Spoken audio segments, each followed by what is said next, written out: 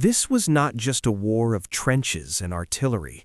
It was not only fought with bayonets and barbed wire.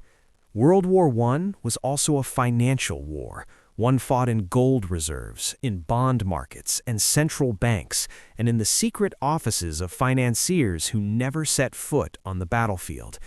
The soldiers paid in blood, but the bankers and governments, they were calculating balance sheets. And what they did in those years not only determined who won and who lost, it also rewired the global financial system in ways that are still trapping you today. If you think war is simply about politics and armies, think again. The First World War proved that money is a weapon, and one of the deadliest ever invented. In 1914, Europe was already a powder keg. National rivalries, colonial ambitions, and military alliances had turned the continent into a chessboard of paranoia. But beneath all the speeches about honor and empire, there was a financial reality. War on this scale was impossible to fight without unimaginable sums of money. And here is the brutal truth. When leaders chose war, they were also choosing debt. Every empire marching its troops to the front line was also marching its people into a future of economic burden. Yet at the start of this war, most governments believed it would be quick, maybe over by Christmas. They thought they could pay for it the old-fashioned way, with gold, with limited borrowing, with patriotic donations. Within weeks, that illusion collapsed. The war was burning money faster than anyone could imagine. Let's be precise. In the summer of 1914, the financial system of Europe still revolved around the gold standard. Nations promised that their paper money could be exchanged for actual gold, a system that gave currencies credibility, but also tied the hands of governments. Gold reserves were finite. You could not just print endlessly without losing the trust of your people and your creditors. Britain, France, and Germany all had respectable reserves, but once millions of men were mobilized and industry was redirected to weapons, the costs skyrocketed. Germany alone was spending over 10 million marks per day by late 1914, and Britain's war costs would soon reach 2.5 million pounds every single day. The math was merciless. The gold would not last. So the government suspended the rules. One by one, the major powers abandoned the gold standard, quietly admitting to their citizens that money was now essentially a promise backed by nothing more than faith in the state. In that moment, the breaking of the gold anchor was one of the most important financial shifts in modern history. It showed how fragile the so-called real wealth of nations actually was. Money and power were now unshackled from metal and driven by printing presses, credit, and persuasion. And once governments tasted that freedom, they never went back. The financial war now began in earnest. For Germany, isolated from global capital markets and blockaded by the Royal Navy, the only option was domestic borrowing. Berlin launched massive bond drives, appealing to patriotism, urging ordinary citizens to pour their savings into war loans. The propaganda was relentless. Posters of heroic soldiers, families urged to sacrifice luxuries for the fatherland, and constant promises that investors would be repaid after victory. In total, Germany raised over 100 billion marks this way. But it was a pyramid built on hope.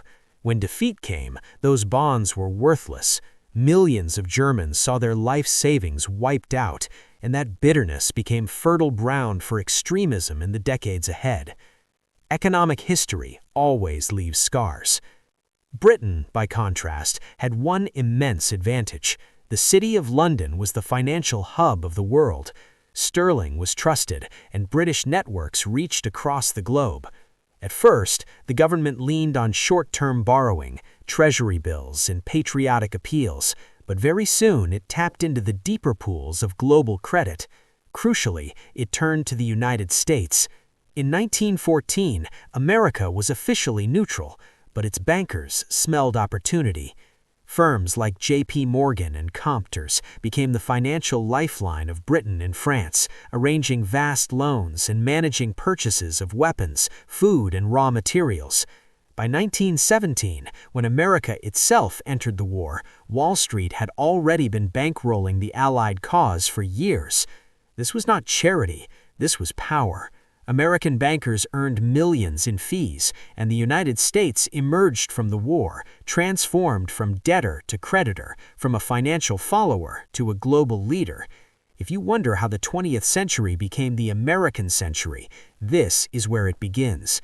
Not on the battlefields, but in the ledgers. France faced its own dilemmas. Already weakened by the costs of building its defenses and scarred by the memory of the Franco-Prussian War, it relied heavily on loans, both domestic and international.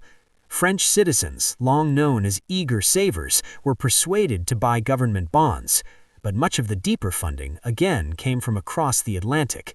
France, like Britain, became increasingly dependent on American capital. This dependency would shape politics after the war, when debts loomed and repayment became a source of tension. When you hear about the interwar economic crisis, remember that it was not just about reparations or stock markets, it was also about the crushing weight of debt accumulated during these 4 years of slaughter. Meanwhile, Russia's financial war was a disaster. The empire was vast but underdeveloped, its banking system fragile, and its gold reserves impressive on paper but insufficient in practice. To fund its war effort, Russia borrowed heavily from its allies, particularly France. But as defeats piled up and inflation soared, faith in the ruble collapsed. By 1917, the Russian economy was in ruins. The political system went with it.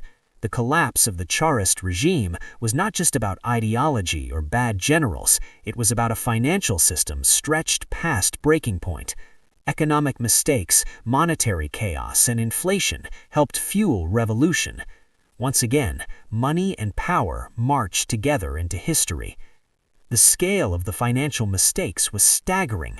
By the end of the war, the Allied powers had spent more than $140 billion, while the Central Powers had spent around $60 billion. These were sums the world had never seen before, equal to many times the total pre-war national incomes of the combatants. The result was not only mountains of debt, but also the destruction of the old financial order. The gold standard, once the foundation of global trust, was shattered. Inflation ripped through economies. Germany would soon face hyperinflation, so extreme that a loaf of bread cost billions of marks, and ordinary people, workers, savers, small investors, were the ones who paid. The wealthy elites, meanwhile, often protected themselves by shifting assets abroad, by buying real goods, by staying close to the centers of power, where information leaked first. The lesson was brutal, but clear. In a financial war, the small saver bleeds first. And here's the connection that matters for you today. World War I was the moment when governments learned they could finance the unimaginable by detaching money from reality. They discovered that they could suspend gold, print endlessly, issue bonds to their own citizens, borrow across borders, and then patch the ruins later with propaganda and restructuring. Sound familiar? Because the playbook has never disappeared. Every modern crisis, from the Great Depression to the global financial crash of 2008, carries echoes of 1914. When governments or central banks insist that this is temporary, that the fundamentals are sound, remember that in 1914 they were saying the same thing, and millions believed them, right up until the currency in their hands was worthless. When the guns finally fell silent in 1918, the world looked like a battlefield, not just in trenches, but in balance sheets. The United States, which had been a debtor nation before the war, now held the world's largest gold reserves and the largest creditor position in history. Europe, the old heart of global finance, was drowning in debt. Britain owed the United States over $4 billion.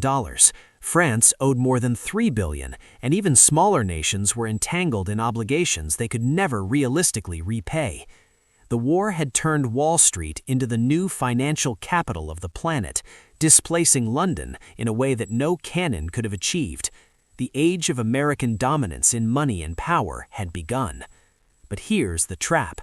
When wars are funded by borrowing, repayment becomes its own war. Britain and France, desperate to keep faith with their citizens who had bought war bonds, now had to squeeze money out of Germany in the form of reparations. The Treaty of Versailles demanded an astronomical sum, 132 billion gold marks. It was meant to punish, to humiliate, and to shift the burden onto the defeated.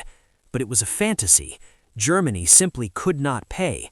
Every attempt to do so, whether through printing money or transferring goods, destabilized its economy further.